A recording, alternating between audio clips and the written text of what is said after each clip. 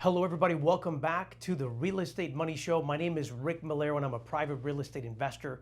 And over the last 20 years, we've had some incredible opportunities to learn as students in the game.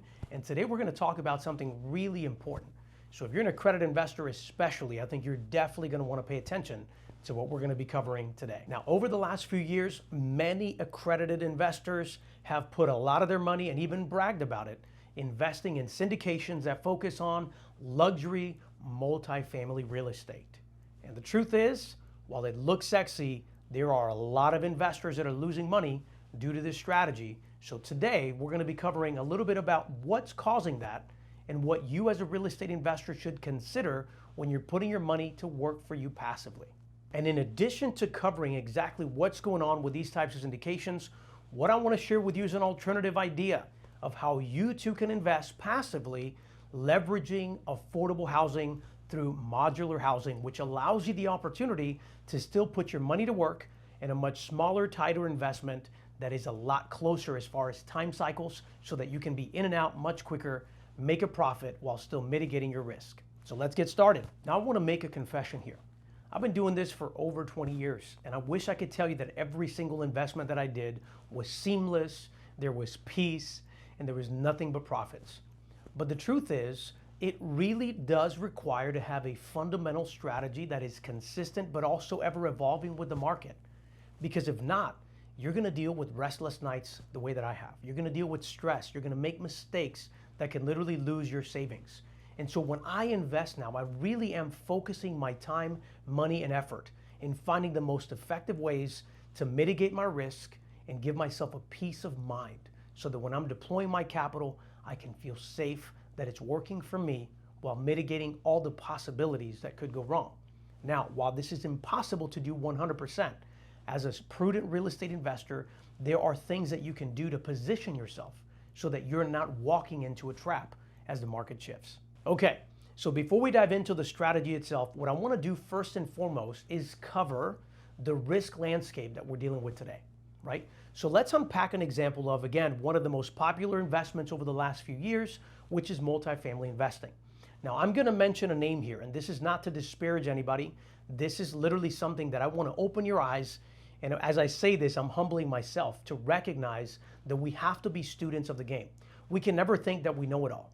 And so as I mentioned this particular example, I want you to understand that this particular name was a really powerful organization that raised and syndicated hundreds of millions of dollars in real estate. That being said, I believe they did everything with good intentions, but unfortunately between the market changes and the type of investments, they really unfortunately were exposed. And as the market corrected, unfortunately, this really affected them. Now, the company that I'm referring to right now is one of many syndication platforms, one called Yield Street. Now, they did a really good job at creating a professional image, setting up really solid investment vehicles for investors to put their money to work, and they invested in some pretty amazing projects. At least what we see looks amazing. The type of project looked amazing. The location of the properties seemed amazing, and the quality of the build seemed amazing. And so what I want to talk about right now is what happened and how that could affect you and me. And so as investors that are looking to invest passively, we have to really stop pointing the finger and start learning from those individuals. So let me first lay out the foundation. When it comes to real estate investments, this group literally had over 30 active projects. Now, unfortunately, and I hate to say this, literally 4 of those projects have been complete losses to the limited partners that put their money to work. And if I'm not mistaken, out of 30 properties, there are roughly 24 properties that are currently on the watch list that could potentially have the same outcome. And so again, this is not to talk bad, but this is for us to realize that when we invest money, there is a risk, and we have to be smart about how we mitigate that risk.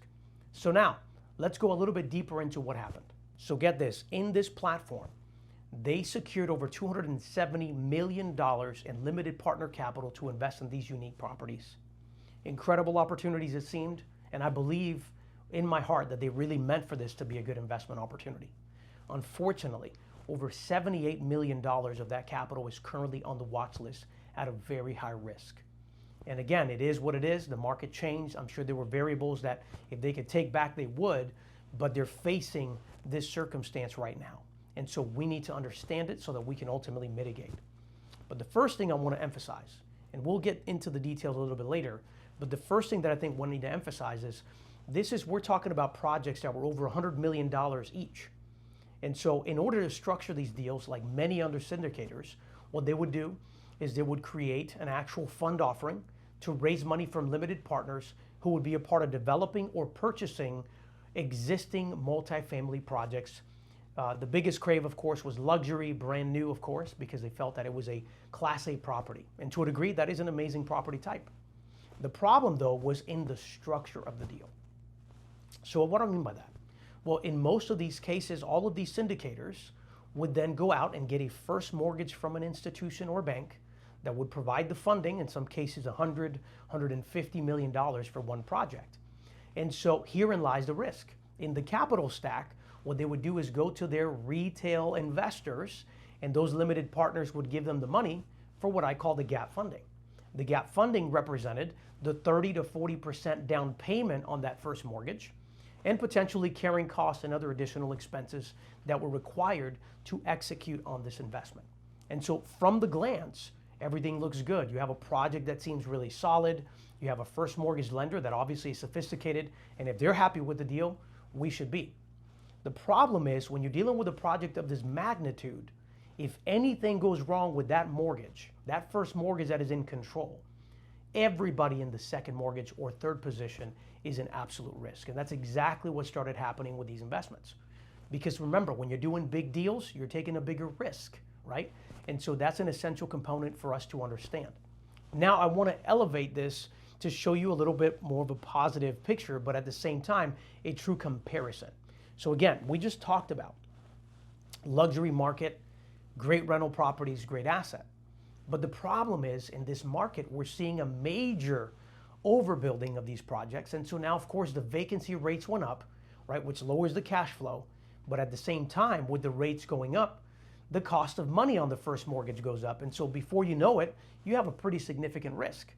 And of course, that affects the cash flow, which ultimately affects the lender, which ultimately puts the other investors in complete jeopardy. And that's exactly what happened. But now I want to take a look at something different. Let's take a look at the affordable housing market. Now let me contrast that information with this. In the current market, and in fact, if you looked all the way back as early as 2011 to date, what you will find is that one of the biggest needs in the marketplace have been affordable housing.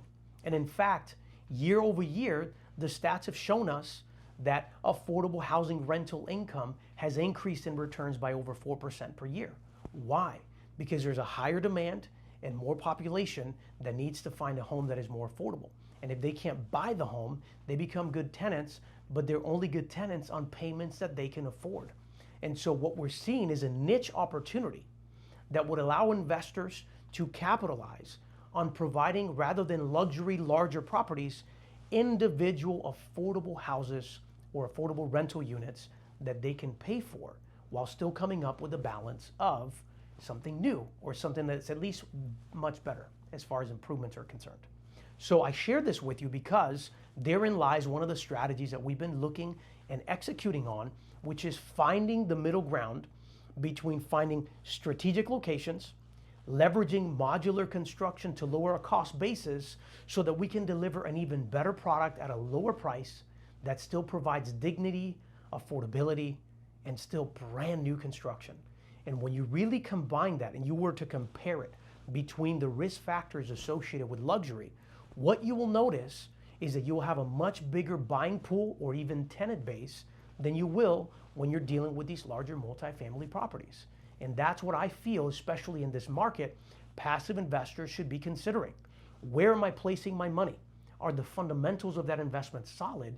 And instead of being all tied into one major deal, am I diversified into multiple smaller type of opportunities that can still provide the income stream that I'm looking for? So now let's start unpacking affordable housing a little bit more, okay? One of the reasons why, even though my company invests in a variety of different strategies, but why we're focusing a lot of resources and effort in developing this strategy of modular housing is because what we're looking for is to find the balance between new construction, faster turnaround, and lower cost so that we can not only protect our equity, we can protect our capital, and we can still offer an affordable product because that's what the market says is needed. And so it's all about innovation and coming up with the best strategies to accomplish that mission. Leveraging this strategy for yourself as a passive investor can position you to protect your money safely. I'm going to begin with deal level safety. What I mean by that is you have to remember that unlike the larger multifamily projects that could be $100 million just for one deal, when I talk about affordable modular housing, the average cost doesn't even exceed $300,000, and that's on a higher end, right? And so what that does by nature is it helps us to focus one investment at a much lower risk on price, and it's still considered new construction. What that does is the next thing. It brings more built-in stability. Why? Because with affordable housing, there's more demand for buyers. There's more demand for tenants. There's government subsidies and a variety of other great features that make this type of investment a strategic one that insulates risk. Now let's talk about the speed advantage, okay? Now when you consider many of the investors that are losing money today in these types of syndications, didn't invest a year ago, didn't invest 2 years ago. Most of them put their capital to work in the strategy 3 to 5 years ago. And then as the market shifted and there were issues, because these kind of large projects take a long time to build, they were stuck in a transaction that they couldn't pivot quick enough, even though they saw the tsunami coming. Unlike those big multifamily projects, when you analyze the construction of these types of streamlined modular housing units, the beautiful thing is from order to actual installation on your lot, you typically are under 90 days. So just think about the difference between building out a project within 5 years or being a part of a project that within 3 months is already installed on the lot and ready to go to market. Well, my friends, that speed also gives us the ability to hedge against potential inflation cost, to also deal with carrying cost, and also to create opportunities so that we can move quicker in the market, whether we're going to sell the unit or we're going to rent it. And again, that speed makes a big difference both in the active investor and also the passive investor who's looking to put their money to work. And lastly, as a passive investor, this is so important. What we're trying to do is build a portfolio, because when you have a portfolio mindset, you mitigate risk, right? So if you have all of your eggs in one big commercial property and something goes wrong, that's a potential issue. But if as an investor, you put some of your money in a variety of these smaller projects, it gives you the ability to diversify. And that diversification on smaller projects that move much quicker creates stability for your passive income to earn, so that you don't have to constantly worry about 3 to 5 years what's going to happen. Now here's a shameless plug. Over the years, we have invested with many past investors, and so what we decided to do in order to create a vehicle for them to be able to leverage this is we created a marketplace where passive investors can look and see opportunities and self-select which opportunity they want to be a part of without having to shoulder all of the risk. It's like those limited funds, except they're focused on individual opportunities so that the investor can measure where their money is working. And we'll talk more about that later. So why don't we go into this case study? Because what I want to do now is actually show you a visual. I like talking about real deals. And so there was a project that was publicized that was caught into this mix. And I want you to understand some really key things of what happened. The first thing I want to bring up is the fact that this was, again, an actual syndication. The Yield Street went out, raised money for this project, and they took out a loan. It is said that the actual full loan amount was about $118 million, and that was the first. That's the secured mortgage. They raised money with passive investors of about $32 million, which represented the down payment and carrying costs and the full funding of the deal. But because they built this incredible, beautiful property in Nashville, it was gorgeous. Issue, though, was because when the rates began to shift and that first mortgage increased the rate, well, all of a sudden that property lost over $3.6 million per year in negative cash flow. Well, I don't know about you, but not a lot of people can sustain a $3.6 million loss each and every year. And so inevitably they were forced to sell this property, and they sold the property at about $112 million, which means that $32 million of the capital raised was wiped out immediately. Now, of course, the first position lender was put in a position where whether they lost some principal or just some interest, we don't really know. It's not public record. But we do know that the one party who made money back was the institutional investor, which leads me to a point. If you really take a look at where smart money is deploying their capital, smart money is positioning themselves as the bank in a secured first mortgage position. Why? For this very reason. because they feel like they can sleep at night because you're literally secured by an asset that is great collateral. In worst case scenario, they know that they can wipe out any other lien positions so that they receive as much, if not all, of the money that they've invested. And so that's an important point to make right now. The second thing that I want to mention is, once again, because all of the investors with that $32 million would focus on one deal, when one deal goes sideways, that creates a major problem for everybody vested in that project, because there are no other properties that you can resell or readjust to make up for the loss. So the reality is this was a complete and utter loss for the limited partners. Now let's take a look at it from this perspective. I'm working on a few projects myself, and we have a lot of passive investors that are very interested in looking at being a part of projects like this, where we buy some land in strategic areas, and rather than trying to build a massive apartment complex, we build multiple individual homes. But we build them through these affordable modular housing construction strategies. The difference is each one of these properties generally will cost us less than $200,000 to install within 60 to 90 days. Generally, those properties appraise for about $350,000 to $345,000, and they're really good cash flow properties. So for my investors, what I teach them how to do, and they leverage our vehicle, is rather than just being the owner, since we're trying to be passive, we then fund an operator that has been vetted with experience. They're the ones who own the real estate, they're taking on the risk, and they're becoming either the landlord or the flipper of this new home or developer, right? And so what we do is we provide them a secured first mortgage that allows them to be able to scale their business, but now we're secured by this modular project that is built much quicker, is at definitely a lower price. And so in the unlikely event of a default, but let's say it does default, we are controlling a mortgage of less than $200,000. So at the worst case scenario, we can rent that property and hold it for a few years rather than take a loss. That's the beauty of being able to leverage a smaller type of investment. The other beauty is, just like that beautiful multifamily property, this property is brand new too, right? So it allows us to be able to step into a new product, minimizing the risk because of price, and again, giving us multiple options to have flexibility in the event that the market changes. That is a major difference.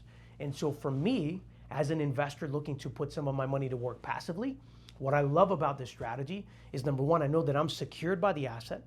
I'm under the median price of cost. I have multiple strategies in the event of a default, but because I'm the lender on the deal, all of the hard work to do the installation, the management process, it's all done by an operator with experience. And all I'm doing is making sure that we release the funds when the inspection company confirms the work is done. So that's another layer of protection for investment. And so I wanted to show you two pictures so that you can think about it and ask yourself, does it make sense as a passive investor to currently in this market take the risk of 3 to 5 years in a potentially big project, or does it make sense maybe putting a couple $100,000 to work in a unit or 2 units or 3 units that are much more affordable and that are much more high demand, that will be finished not in 3 to 5 years, but in 2 to 3 months? That's the difference. I always tell my passive investors to invest smart, not big. You don't have to, for the pride's sake, say that I'm in this massive $200 million project, when you're better off allocating some of your money in smaller types of opportunities that have a much better chance of success. And if something goes wrong, it's a lot easier to pick up that mess than have to deal with a major syndication issue like that with litigation and dealing with a lender that's got over $100 million before you can ever touch any money. So let's recap the truth. In this current market condition, much larger multifamily projects, they literally pose a risk. So you really need to tread with caution in a situation like that. Now, in this market, there's a need for affordability. So perhaps modular housing could be a strategy that you implement that allows you to be in smaller projects, a much quicker turnaround time, and still secured with multiple exit strategies. And that's something that you can be in control of, rather than in a capital stack where you might be in 3rd or even 4th position, the last one to get paid if there's anything left. Now, from our business model, because this is what we do, one of the other things that I love is that each individual investment is individually vetted, from the investor who's actually borrowing the money from us to do the deal, from the land and the value of the project, down to the qualifications of the modular company that's going to do the actual build out and the installation. By making sure that we control those components, we really mitigate the risk and we make sure that our investments are performing for us and that there's still some flexibility in the event of a change in the marketplace. Now, if you're looking for purpose-driven investments that respect your capital, I would love the opportunity for you to talk to our team to see if maybe we're fit and we can align together to capitalize on these strategies. And ask my team to provide you with access to the marketplace so that you can look in there and take a look at some of the potential opportunities that you could be a part of. Now, on the next episode, we're going to be interviewing a couple of amazing professionals that are in this space, that are actually executing and making the affordable housing model work successfully. You're going to meet one of my friends, Jim. We've done a lot of business together in construction, and we're going to interview him to unpack all of the risk, what deals work, what markets are working for him, and how quickly we can install these types of projects. So stay tuned till next time. And remember, always invest with purpose. I hope you've enjoyed the content that we shared with you. And again, if this is something that you feel has been a blessing to you, please do me a favor, share it, like it, subscribe. And if you want to watch some of the other content, don't